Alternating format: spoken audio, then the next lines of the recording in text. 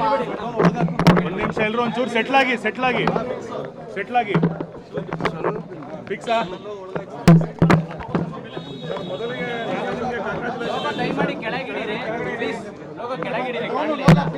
Silence ರೆಡಿನಾ silence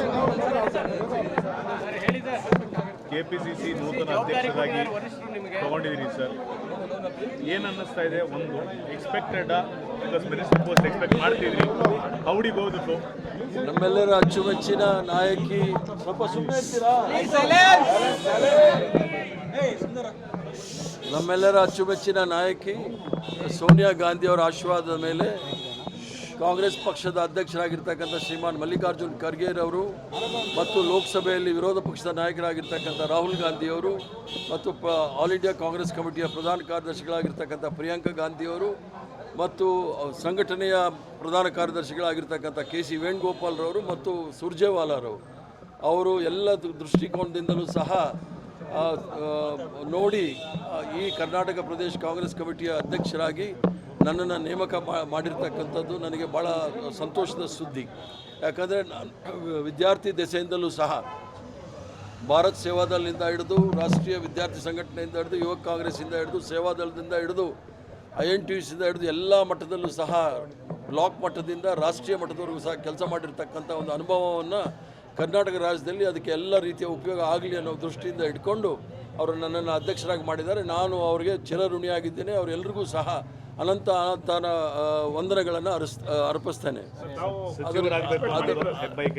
ನಾನು ಯಾವತ್ತೂ ಸಹ ಸಚಿವ ಸ್ಥಾನಕ್ಕೆ ಹೋಗಬೇಕು ಅಂತ ಹೇಳಿಲ್ಲ. ನೀವು ಓದಿಸಲಿ ನನ್ನೆಲ್ಲ TV ಚಾನೆಲ್ಗಳಲ್ಲಿ ಅದರಲ್ಲೂ ಸಹ ಇರ್ಷಾದ್ ಅಂತೇಳಿ ಒಬ್ಬರು ನನ್ನ ಇಂಟರ್ವ್ಯೂ ಮಾಡಿದ್ದು ಅದ್ರಲ್ಲಿ ಭಾಳ ಸ್ಪಷ್ಟವಾಗಿ ಹೇಳಿದ್ದೇನೆ. ನಾನು ಅಧಿಕಾರಕ್ಕೆ ಇರ್ತಕ್ಕಂಥವನಲ್ಲ, ನಾನು ಕಾಂಗ್ರೆಸ್ ಪಕ್ಷದ ಒಂದು ಸಿಪಾಯಿ, ಕಾಂಗ್ರೆಸ್ ಪಕ್ಷದ ಒಂದು ಕಟ್ಟಾಳು ಮತ್ತು ಅದರ ಕಾರ್ಯಕರ್ತನಾಗಿ ಕಾಂಗ್ರೆಸ್ ಪಕ್ಷದ ತತ್ವ ಸಿದ್ಧಾಂತ ಮತ್ತು ಸಂವಿಧಾನ ಮತ್ತು ಏನು ನಮ್ಮ ಪೂರ್ವಜರು ಮಹಾತ್ಮ ಗಾಂಧಿಯವರಿಂದ ಹಿಡಿದು ಪಂಡಿತ್ ಜವಾಹರ್ಲಾಲ್ ನೆಹರೂರವರಿಂದ ಹಿಡಿದು ಸರ್ದಾರ್ ವಲ್ಲಭಾಯ್ ಪಟೇಲಿಂದ ಹಿಡಿದು ಮೌಲಾನಾ ಅಬ್ದುಲ್ ಕಲಾಂ ಆಜಾದಿಂದ ಹಿಡಿದು ಎಲ್ಲರೂ ಸುಭಾಷ್ ಚಂದ್ರ ಬೋಸ್ರವರು ಎಲ್ಲರೂ ಸಹ ಈ ರಾಷ್ಟ್ರಕ್ಕೆ ಕೊಟ್ಟಿರ್ತಕ್ಕಂಥ ಕೊಡುಗೆ ಇದನ್ನು ಕಾಪಾಡಿಕೊಂಡು ಹೋಗ್ತಕ್ಕಂಥ ಜವಾಬ್ದಾರಿ ನನ್ನ ಮೇಲಿದೆ. ಇದನ್ನು ಮುಂದಿನ ಪೀಳಿಗೆಗಳಿಗೆ ಏನು ನಮ್ಮ ಪೂರ್ವಜರು ಸ್ವತಂತ್ರ ಹೋರಾಟದಲ್ಲಿ ನಮಗೆ ಕೊಟ್ಟು ಹೋಗಿದ್ದಾರೆ ಅದನ್ನು ಭಾಳ ಭದ್ರವಾಗಿ ಸುಭದ್ರವಾಗಿ ಮುಂದಿನ ಪೀಳಿಗೆಗಳಿಗೆ ಕೊಟ್ಟು ನಾವು ಮುಂದೆ ಹೋಗಬೇಕಾಗತ್ತೆ. ಆದ್ದರಿಂದ ಬಹುದೊಡ್ಡ ಜವಾಬ್ದಾರಿ ಇದೆ. ಏನು ರಾಷ್ಟ್ರ ಕವಲು ದಾರಿಯಲ್ಲಿರೋ ಸಂದರ್ಭದಲ್ಲಿ ಏನು ನಮ್ಮ ಪೂರ್ವಜರು ಈ ರಾಷ್ಟ್ರಕ್ಕೆ ಮತ್ತು ಈ ಜನಸಾಮಾನ್ಯರಿಗೆ ಭಾರತದ ಪರಿಕಲ್ಪನೆಯನ್ನು ಕೊಟ್ಟಿದ್ದಾರೆ ಅದನ್ನು ಭಾಳ ಸುಭದ್ರವಾಗಿ ಅದನ್ನು ಮುಂದಿನ ಪೀಳಿಗೆ ಕೊಡ್ತಕ್ಕಂಥ ಜವಾಬ್ದಾರಿ ನಮ್ಮ ಮುಂದೆ ಇದೆ.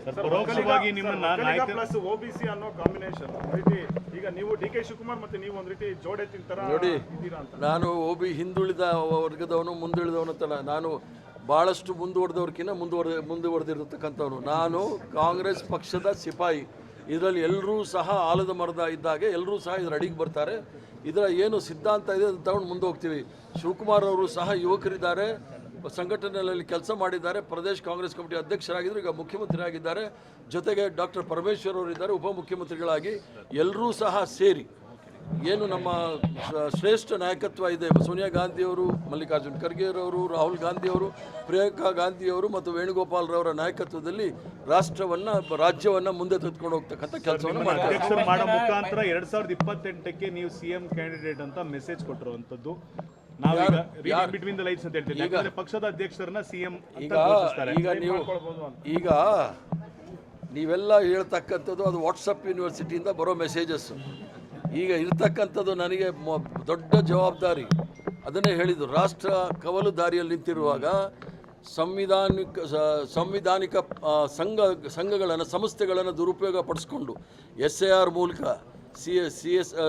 CAA ಮೂಲಕ ನೈಜ ಮತದಾರರನ್ನು ಅವರನ್ನು ಪದಚ್ಯುತಿ ಕೊಡಿಸ್ತಕ್ಕಂಥ ಕೆಲಸವನ್ನು ಮಾಡ್ತಾ ಇದ್ದಾರೆ. ಇದರ ವಿರುದ್ಧ ಹೋರಾಟ ಮಾಡಬೇಕಾಗುತ್ತೆ. ಭಾರತದ ಪರಿಕಲ್ಪನೆ 1947ನೇ ಇಸ್ವಿಯಿಂದ ಪ್ರಾರಂಭ ಆಗಿರ್ತಕ್ಕಂಥದ್ದು. ಇದನ್ನು ಭದ್ರವಾಗಿ ಕಾಪಾಡಬೇಕಾದ್ರೆ ಎಲ್ಲ ಧರ್ಮ ಜಾತಿ ಭಾಷೆಗಳನ್ನೆಲ್ಲ ಒಟ್ಟಿಗೆ ತೆಗೆದುಕೊಂಡು ಹೋಗಬೇಕಾಗುತ್ತೆ. ಅದರ ವಿರುದ್ಧ ಷಡ್ಯಂತ್ರ ಇರೋರನ್ನ ಹೋರಾಟ ಮಾಡಬೇಕಾಗಿದೆ ವಿನಃ ಅಧಿಕಾರ ಮತ್ತು ಪದವಿ ಭಾಳ ಮುಖ್ಯ ಅಲ್ಲ. ಕಾಂಗ್ರೆಸ್ ಪಕ್ಷದ ಸಿದ್ಧಾಂತ, ಕಾಂಗ್ರೆಸ್ ಪಕ್ಷ ಏನು ನಂಬಿಕೆ ಇಟ್ಕೊಂಡಿದೆ ಸಂವಿಧಾನದಲ್ಲಿ, ಇದನ್ನು ತಗೊಂಡು ನಾವು ಮುಂದೆ ಹೋಗಬೇಕು. ಮತ್ತು ಮಹಾತ್ಮ ಗಾಂಧಿಯವರ ಸರ್ವಧರ್ಮ ಸಮಭಾವ್ ಅದನ್ನು ಮುಂದುವರಿಸ್ಕೊಂಡು ನಾವು ಹೋಗ್ಬೇಕಾಗುತ್ತೆ. ಕೆಲಸ ಮಾಡಿದ್ದೀರಾ, ಈಗ ಈ ರಾಜ್ಯದ ನೇತೃತ್ವವನ್ನು ವಹಿಸಿದ್ದೀರಾ, ಎಷ್ಟು ಚಾಲೆಂಜ್ ಇದೆ? ನಾನು ಏನು ಡಿಫ್ರೆನ್ಸ್ ಅಂದಿಲ್ಲ. ಈ ರಾಜ್ಯದಲ್ಲಿ ಕೆಲಸ ಮಾಡಿ ಇಡೀ ಕಾಂಗ್ರೆಸ್ ಪಕ್ಷ 1979ನೇ ಇಸ್ವಿನಲ್ಲಿ 15 ಜನ MLAಗಳು ಸಂಘಟನೆಗಳೆಲ್ಲ ದೇವರಾಜ ಅರಸವ್ರ ಜೊತೆ ಹೊರಟೋಯ್ತು. ಆ ಕಾಲದಿಂದ ನಾನು ಕಾಂಗ್ರೆಸ್ ಪಕ್ಷ ಕಟ್ಟಿರೋನು. ಆದ್ದರಿಂದ ಇಲ್ಲಿ ಕಟ್ಟಿ ಇದರ ಅನುಭವವನ್ನು ನಾನು ರಾಷ್ಟ್ರ ಮಟ್ಟಕ್ಕೆ ತೆಗೆದುಕೊಂಡು ಹೋಗಿರೋವನೇ ವಿನಃ ರಾಷ್ಟ್ರ ಮಟ್ಟದ ಅನುಭವ, ಅದರಲ್ಲೂ ಸಹ ಗುಜರಾತ್ ಅನುಭವ ಮಾಡೆಲ್ ಇಲ್ಲಿ ಬೇಕಾಗಿಲ್ಲ. ಕರ್ನಾಟಕ ರಾಜ್ಯದ ಮಾಡೆಲ್ ಬಗ್ಗೆ ನನಗೆ ಹೆಮ್ಮೆ ಇದೆ. ಇದನ್ನು ನಾನು ಪ್ರಯತ್ನ ಮಾಡ್ತೀನಿ, ಇಡೀ ರಾಷ್ಟ್ರಕ್ಕೆ ಅದನ್ನು ಹರಡಿಸಲಿಕ್ಕೆ ಪ್ರಯತ್ನ ಮಾಡ್ತೀನಿ. ಸಚಿವ ಸ್ಥಾನ ಯಾರ್ಯಾರಿಗೆ ಸಿಕ್ಕಿಲ್ವೋ, ಹಿರಿಯರು ಯಾರ್ಯಾರಿಗೆ ಸಚಿವ ಸ್ಥಾನ ಸಿಕ್ಕಿಲ್ವೋ ಅವ್ರನ್ನೆಲ್ಲರಿಗೂ ಕೂಡ ಪಕ್ಷ ಸಂಘಟನೆ ಜೋಡಿಸ್ಕೊತೀರಾ? ಎಲ್ಲರೂ ಸಹ ಯಾರು, ನಾನು ಎಲ್ಲರಲ್ಲೂ ಸಹ ಕಳಕಳಿಯ ಪ್ರಾರ್ಥನೆ ಇದು. ಎಲ್ಲರೂ ಸಹ ಯಾರು ಸರ್ಕಾರದಲ್ಲಿ ಬೇರೆ ಬೇರೆ ಕೆಲಸ ಮಾಡಿದ್ದೀರಿ ನೀವೆಲ್ಲರೂ ಸಹ, ಯಾಕಂದರೆ ನಮ್ಮ ಹೋರಾಟ ಮಾಡ್ತಕ್ಕಂಥದ್ದು ರಾಹುಲ್ ಗಾಂಧಿಯವರು ಹೋರಾಟ ಮಾಡ್ತಾ ಇದ್ದಾರೆ, ಮಲ್ಲಿಕಾರ್ಜುನ್ ಖರ್ಗೆ ಸಾಹೇಬರು ಮಾಡ್ತಾ ಇದ್ದಾರೆ, ಸೋನಿಯಾ ಗಾಂಧಿಯವರು ಮಾಡ್ತಾ ಇದ್ದಾರೆ, ಪ್ರಿಯಾಂಕಾ ಗಾಂಧಿಯವರು ಮಾಡ್ತಾ ಇದ್ದಾರೆ. ನಮ್ಮ ಹೋರಾಟವನ್ನು ಅವ್ರು ಮಾಡುವಾಗ ಅವ್ರಿಗೆ ನಾವು ಶಕ್ತಿ ತುಂಬಬೇಕಾದ್ರೆ ನಾವು ಸಹ ರಸ್ತೆಗಿಳಿದು ಹೋರಾಟ ಮಾಡಬೇಕು. ಯಾರ್ಯಾರಿಗೆ ಅಧಿಕಾರ ಬೇಕು, ಸ್ಥಾನಮಾನ ಬೇಕು, ಅವರೆಲ್ಲ DK ಶಿವಕುಮಾರ್ ಅವ್ರ ಜೊತೆಗೆ ಹೋಗಿ ಯಾರು ಕಾಂಗ್ರೆಸ್ ಪಕ್ಷವನ್ನು ಸದೃಢವಾಗಿ ಬೆಳೆಸಬೇಕು, ಸೋನಿಯಾ ಗಾಂಧಿ ಅವರ ಕೈ ಬಲಪಡಿಸಬೇಕು, ಖರ್ಗೆ ಅವರ ಕೈ ಬಲಪಡಿಸಬೇಕು, ಅವರೆಲ್ಲರೂ ಸಹ ನನ್ನ ಜೊತೆ ಬನ್ನಿ ಅಂತ ಇಷ್ಟೇ ನಾನು ಹೇಳೋದೇ ವಿನಃ ಇದರಲ್ಲಿ ಯಾವುದೇ ಬಣ್ಣ ಇಲ್ಲ. ಇದರಲ್ಲಿ ಇರ್ತಕ್ಕಂಥದ್ದು ಸಂಘಟನೆಯ ಮತ್ತು ಸರ್ಕಾರದ ಈ ಎರಡನ್ನು ಸಹ ಹಂಚಿಕೊಂಡು ಮುಂದೆ ಹೋಗ್ತಾ ಇರ್ತೀವಿ. ಈಗ ಸರ್ಕಾರ ಇದ್ದಾಗ KPCC ಸಾರಥ್ಯ ವಹಿಸಕ್ಕೆ ಕೆಲವರು ಹಿಂದೇಟಾಗ್ತಾರೆ, ಎಲ್ಲ ಕ್ಯಾಬಿನೆಟ್ ಒಳಗೆ ಇರಬೇಕು ಅಂತ ಬಯಸ್ತಾರೆ. ತಮಗೆ ಈಗ ಈ ಅವಕಾಶ ಸಿಕ್ಕಿರೋದು ಸರಿ, ಕೆಲವರು ಟ್ರೈ ಮಾಡಿದ್ರು ಆಗಿಲ್ಲ ಅಂತ, ಅಂಥವ್ರನ್ನೆಲ್ಲ ಹೇಗೆ ವಿಶ್ವಾಸಕ್ಕೆ ತಗೊಳ್ಕೊಳ್ತೀವಿ? ನಾನು ನನ್ನ ಪೂರ್ವಜರು ಮಾಡಿರ್ತಕ್ಕಂಥ ಪುಣ್ಯ ಈ ಒಂದು ಅವಕಾಶ, ಒಂದು ಪವಿತ್ರವಾದ ಪಕ್ಷ ಕಾಂಗ್ರೆಸ್ ಪಕ್ಷ. ಯಾಕಂದರೆ ಸಹಸ್ರಾರು ಜನ ಪ್ರಾಣಾರ್ಪಣೆ ಮಾಡಿ ಲಕ್ಷಾಂತರ ಜನ ತ್ಯಾಗ ಮಾಡಿ ಈ ಕಾಂಗ್ರೆಸ್ ಪಕ್ಷವನ್ನು ಸ್ಥಾಪನೆ ಮಾಡಿದ್ದಾರೆ. ಈ ಒಂದು ಪವಿತ್ರವಾದ ಸಂಘಟನೆಯನ್ನು ಆದಷ್ಟು ಪವಿತ್ರವಾಗಿ ಮುಂದೆ ತೆಗೆದುಕೊಂಡು ಹೋಗ್ತಕ್ಕಂಥ ಶತಪ್ರಯತ್ನವನ್ನು ಮಾಡ್ತೇನೆ. ಎಲ್ಲ ಕಾರ್ಯಕರ್ತರಿಗೂ ಸಹ ಭರವಸೆ ಕೊಡ್ತೇನೆ, ನಾನು ಅವ್ರ ಜೊತೆ ಇದ್ದೀನಿ, ಅವ್ರಿಗೆ ಏನೇ ಆದ್ರೂ ಸಹ ಅವ್ರ ಜೊತೆ ಇದ್ದೀನಿ ಅಂತ ಹೇಳಿಕೆ ಇಚ್ಛೆಪಡ್ತೀನಿ.